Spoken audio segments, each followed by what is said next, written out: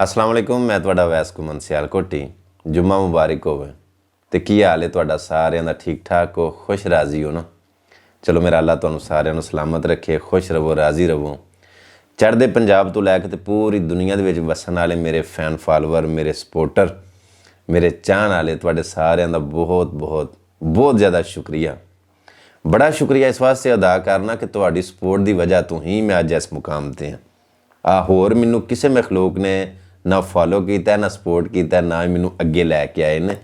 तुहाडे तामन की वजह तो ही अज मैं इस मुकाम ते हाँ। तुहाडा बहुत ज़्यादा शुक्रिया। अल्लाह तुहानू सारिਆਂ ਨੂੰ सलामत रखे।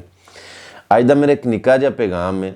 छोटियां छोटियां चंद एक गल्लां ने, कुछ सवाल ऐसे, कुछ तनकीद, कुछ बातां ऐसियां कि जिहड़ियां मेरे उत्ते फिट कीतियां गईयां ते मैं अज तक उन्हां दा जवाब दिता ही नहीं। अज मेरा दिल करदा कि उन्हां दे ना निक्के निक्के जवाब दें, वड्डियां वड्डियां सवालों के छोटे छोटे जवाब दें। पिछे जे कोई जी आए मिलन वास्ते तो मैं उन्होंने मिल ना सकिया। उन्हें जाके बड़ा गिला किया, वेखो जी असीं मिलन गए हैं तो सानू अगों वैस घुमन मिलिया नहीं। देखो बात ये कि मेरी शान के खिलाफ है कि कोई मेहमान आवे तो मैं उन्होंने अगों मिला ना। शर्त ये वे कि मैं किते गया ना होवां। वेखो ना, अगर तुसीं बगैर राबते तो घर आ जाते हो तो जे मैं मिसाल के तौर पर कि लाहौर गया वां, मैं इस्लामाबाद गया वां या किसी होर जगह फॉर एग्जाम्पल किते भी गया वां, बगैर राबता करन तो तुसीं आ जाते हो तो मैं अगों मिल नहीं सकिया तो उत्थों मैं यकदम तुसीं घर आई हो तो मैं किवें उत्थों आवांगा। सो इस वास्ते जियां दे नाल मुलाकात नहीं सी हो सकी। उन्होंने बड़ा इशू उछालिया, इस गल नूं बड़ा इशू बनाया कि वेखो जी असीं गए स्पैशल मिलन वास्ते तो वो सानू बाहर निकल के मिलिया नहीं। कसम बा खुदा मैं उस दिन घर ही नहीं सा। दूसरी बात, मैं रिक्वेस्ट करना तुहानू सारिਆਂ ਨੂੰ कि मैनू मिलन आवो। मैं दिल दियां था गहराइयां नाल तुहानू खुश आमदीद आना, वैलकम आना, खुलिया बाजुआं दे नाल तुहानू जफ्फा मार के मिलांगा, क्यों नहीं मिलना।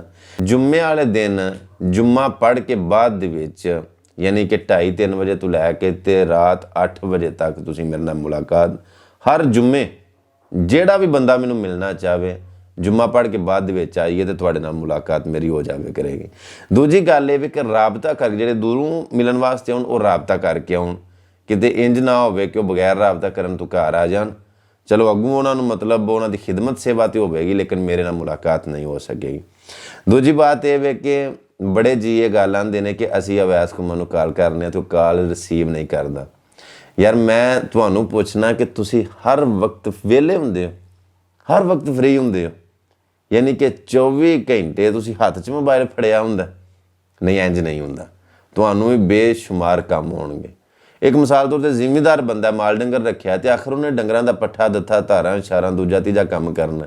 जिहड़ा फैक्ट्री जाता उन्हें भी काम धंधा करना। या मिसाल के तौर पर कोई बंदा मुलाजम है किते ड्यूटी करता किसी अदारे दे विच, किसी ऑफिस दे विच, ज़ाहिर है उन्हें भी उत्थे काम करना। जो वेले होना उहदी मोबाइल फड़ना है ना। तो मेरा भी हिसाब इस तरह ही है कि यार हर वक्त मतलब जिहड़ा ना मैं कॉल रिसीव नहीं कर सकता। 100,000 बंदे दी मसरूफियात होंदियां ने। फॉर एग्जाम्पल वेखो ना, कोई दावत है, कोई वलीमा है, कोई ब्याह है, कोई प्रोग्राम है, किते कोई जी आ रहे ने, किते मैं जियां कोल जा रहा वां, किते एक मैं बुक लिख रहा फिर उन्होंने टाइम देना हुंदा वे, फिर कोई फातिहा है, कोई जनाजा है, कोई ख़त्म वगैरह वगैरह। यानी कि हर बंदे दियां मसरूफियात जिवें ने, मेरियां भी अपनियां मसरूफियात ने। उन्हां सारियां मसरूफियातां दे विचों टाइम कढना पैंदा। सो तुहाडे वास्ते मैं एक यानी कि ऑप्शन देना तुहानू सारिਆਂ ਨੂੰ कि तुसीं शामी 7 बजे तो लैके ते 8:30 बजे 9 बजे तक मैनू कॉल कर सकते हो मोबाइल के उत्ते, और WhatsApp के उत्ते भी मैनू कॉल कर सकते हो। मेरा नंबर है 0347 780 82 88, 0347780888। ये उत्ते WhatsApp बनया, यो नंबर मेरा कॉल का नंबर है। और दिने कॉल रिसीव होवे या ना होवे, राती कॉल रिसीव होवे या ना होवे, डेली 7 बजे तो लैके ते 9 बजे तक तुसीं मैनू कॉल कर सकते हो। और WhatsApp ते भी और डायरैक्ट कॉल ते भी तुहाडे नाल गल मेरी होवे करेगी। दूसरे नंबर ते मैनू बड़ी तनकीद का निशाना बनाया जा रहा है कि तू क्लीन शेव क्यों कराई। इहदे विच खास एक वजह सी ते इंशाअल्लाह जिहड़े वेले फेरा दाड़ी भर के आउंदे ते खाती रखना है। कोई ऐसी वैसी बात नहीं, तुसीं परेशान ना हो। बड़िया जियां तनकीद की, बल्कि कईयां ते डायरैक्ट मैनू मंदा चंगा भी बोलिया फोन करके, मैसेज करके। मैं तुहाडे सारिਆਂ दी कदर करना, फिर भी तुहां जो कुछ भी आख्या, क्यों कि ये तनकीद जिहड़ी है मुहब्बत की बात सी। तुहां मुहब्बत दे नाल, प्यार दे नाल मैनू तनकीद का निशाना बनाया। ਵੇਖਣਾ ਪੈਂਦਾ, ਸਮਝਣਾ ਪੈਂਦਾ ਕਿ ਕਿਹੜਾ ਬੰਦਾ ਮਤਲਬ ਕਿ ਹਸਦ ਨਾਲ ਸੜ ਕੇ ਅਗਲੇ ਬੰਦੇ ਤਨਕੀਦ ਕਰਦਾ ਪਿਆ, ਜਾਂ ਕਿਹੜਾ ਬੰਦਾ ਪਿਆਰ ਨਾਲ ਮੁਹੱਬਤ ਨਾਲ ਸਮਝਾਉਣ ਵਾਸਤੇ ਅਗਲੇ ਬੰਦੇ ਤੇ ਤਨਕੀਦ ਕਰਦਾ।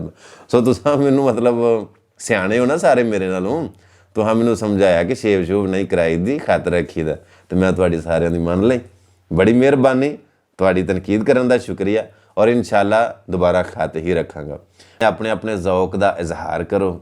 ਇੱਕ ਸ਼ੇਰ ਮੈਂ ਸੁਣਾਨਾ ਤੇ ਇੱਕ ਇੱਕ ਸ਼ੇਰ ਤੁਸੀਂ ਆਪਣੀ ਮਰਜ਼ੀ ਦਾ ਕਮੈਂਟ ਦੇ ਵਿੱਚ ਲਿਖ ਕੇ ਤੇ ਆਪਣੇ ਜ਼ੌਕ ਦਾ ਇਜ਼ਹਾਰ ਕਰੋ।